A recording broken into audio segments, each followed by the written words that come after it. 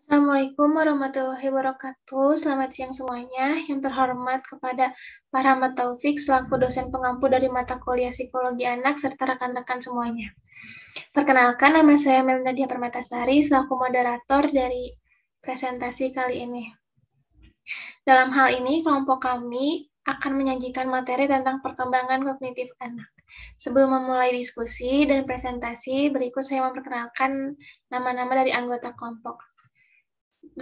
Kelompok 6 terdiri dari Hairunisa dengan NIM terakhir 041, terus ada Deasi Latifa dengan NIM 051, lalu ada Nafsa Nur dengan NIM 066, ada Mulia Afifa dengan 069, dan saya sendiri Melinda NIM 073.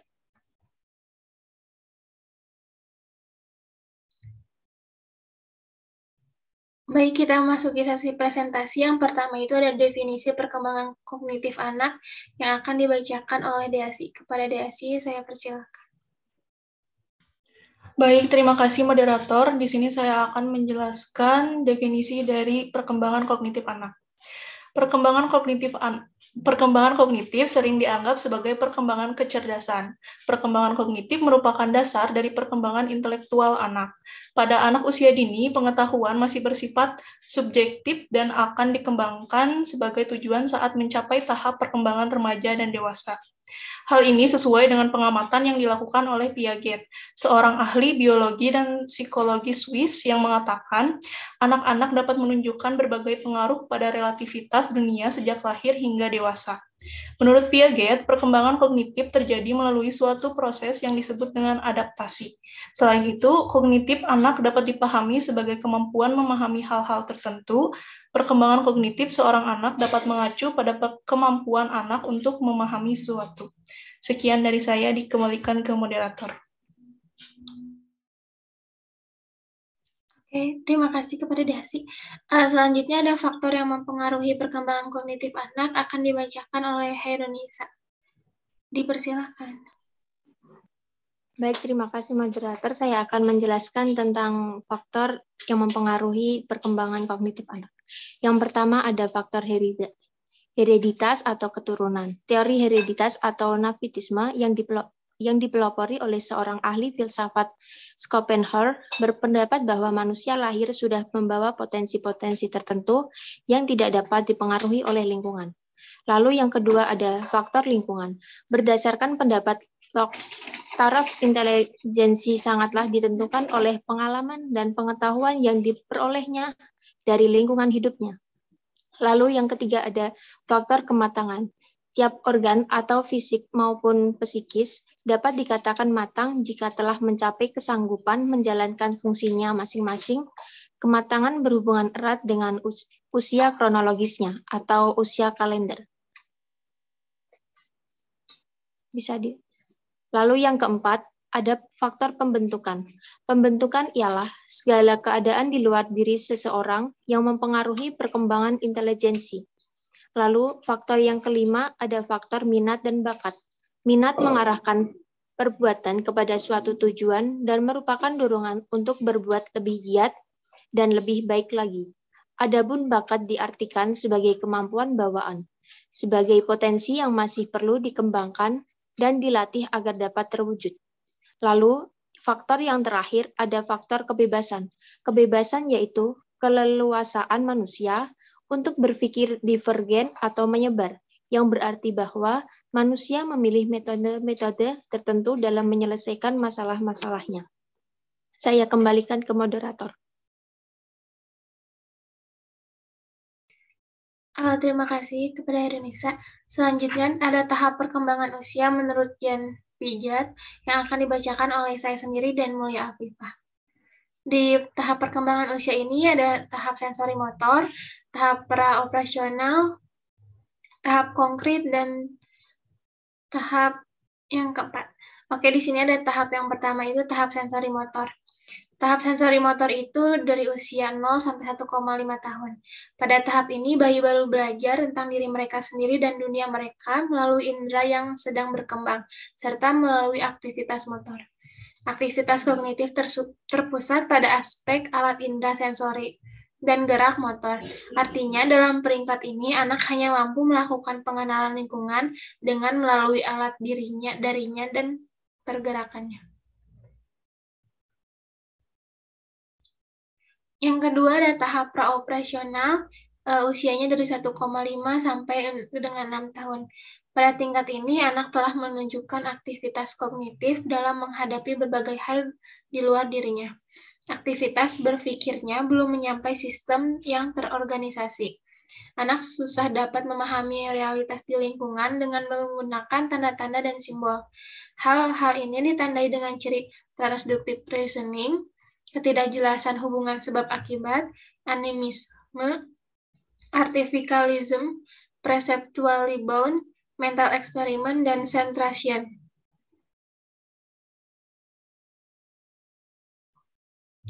Selanjutnya akan dibacakan oleh Mulia. Baik, terima kasih moderator. Di sini saya akan melanjutkan untuk tahap ketiga, yaitu tahap operasional konkret. Di sini tahap ketiga ini dari umur 6 sampai 12 tahun. Pada tahap ini, anak sudah cukup matang untuk menggunakan pemikiran logika atau operasi, tetapi hanya untuk objek fisik yang ada. Dalam tahap ini, anak telah hilang kecenderungan terhadap animis dan aktialisme. Egosentrisnya berkurang dan kemampuannya dalam tugas-tugas konservasi menjadi lebih baik. Namun, tanpa objek fisik di hadapan mereka, anak-anak pada tahap operasional konkret masih mengalami kesulitan besar dalam menyelesaikan tugas-tugas logika. Dan yang tahap keempat, yaitu tahap operasional formal. Di sini pada 12 tahun ke atas. Pada umur 12 tahun ke atas, timbul periode operasi baru. Periode ini, anak dapat menggunakan operasi-operasi konkretnya untuk membentuk operasi yang lebih kompleks. Kemajuan pada anak selama periode ini ialah ia tidak perlu berpikir dengan pertolongan benda atau peristiwa konkret. Ia mempunyai kemampuan untuk berpikir abstrak. Anak-anak sudah mampu memahami bentuk argumen dan tidak dibingungkan oleh sisi argumen. Sekian dari saya, kembalikan ke moderator. Oke, terima kasih. Selanjutnya, di next. Pembahasan yang terakhir ada karakteristik perkembangan kognitif pada anak. Akan dibacakan oleh Nafsa. Baik, terima kasih. Di sini saya akan menjelaskan karakteristik perkembangan kognitif pada anak. Pada usia 1 tahun, karakter perkembangan kognitif anak usia dini adalah hal yang bisa dilatih oleh ibu. Kegiatan yang dapat membantu karakteristik perkembangan kognitif pada 1 tahun. Yang pertama, perkembangan kognitif pada usia dini bisa dilatih dengan ketukan pada dera mainan atau permukaan sambil menghitung setiap ketukan. Yang kedua, bicara tentang segala sesuatu di sekitar ibu sambil menunjuk dan memberi nama benda atau bagian tubuh yang berbeda. Yang ketiga, mainkan teka-teki yang sesuai usia, permainan mencocokkan, permainan mengurutkan, dan menyusun balok. The next. Yang kedua, pada usia 2 tahun, membuat anak dapat mengenali bayangan sendiri di cermin, mengatakan nama sendiri atau nama panggilan yang sering disebut. Kegiatan yang dapat membantu perkembangan pada anak usia 2 tahun ini, yang pertama, menyanyikan lagu anak-anak familiar yang mencakup nama benda atau nama hewan yang berbeda.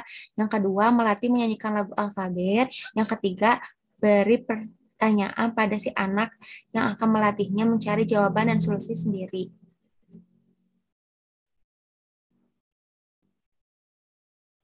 Pada anak usia 3 tahun, mulai memahami konsep waktu dan mampu membedakan antara sekarang, segera, dan nanti.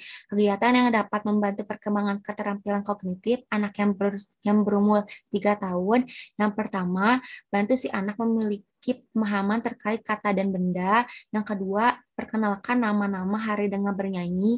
Yang ketiga, kegiatan memilah benda akan mengembangkan kemampuannya untuk menyortir, menyusun, dan mengklasifikasikan objek sesuai warna, bentuk, dan ukuran.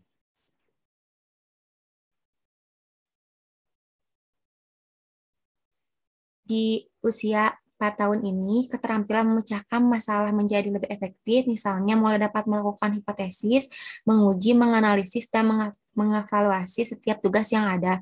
Kegiatan yang dapat membantu perkembangan keterampilan kognitif anak yang berusia 4 tahun. Yang pertama, bermainlah petak. Yang kedua, mintalah anak untuk membantu ibu memilah pakaian yang berbeda. Yang ketiga, permainan ya atau tidak. Ajukan pertanyaan kepada si anak yang jawabannya bisa benar atau salah. Kemudian minta ia untuk menjawabnya dengan ya atau tidak.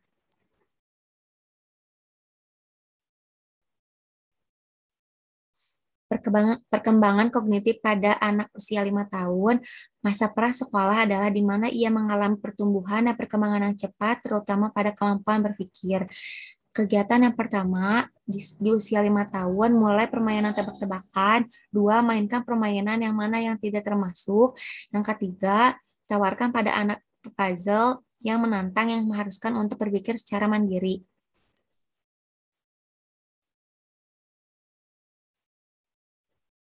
Dan yang terakhir, pada usia 6 tahun, akan senang menjalani peran dan tanggung jawab baru. Kegiatan yang dapat membantu perkembangan keterampilan kognitif anak yang berumur 6 tahun. Yang pertama, beri anak kesempatan untuk membuat pilihan sederhana seperti apa yang harus dipakai atau harus dimakan untuk cemilan. Yang kedua, beri nama beberapa benda dari satu kategori dan minta anak untuk mengidentifikasikan kategori yang benar. Yang ketiga, mulai permainan baru yang mendorong pengembangan keterampilan memori dan pemecahan masalah.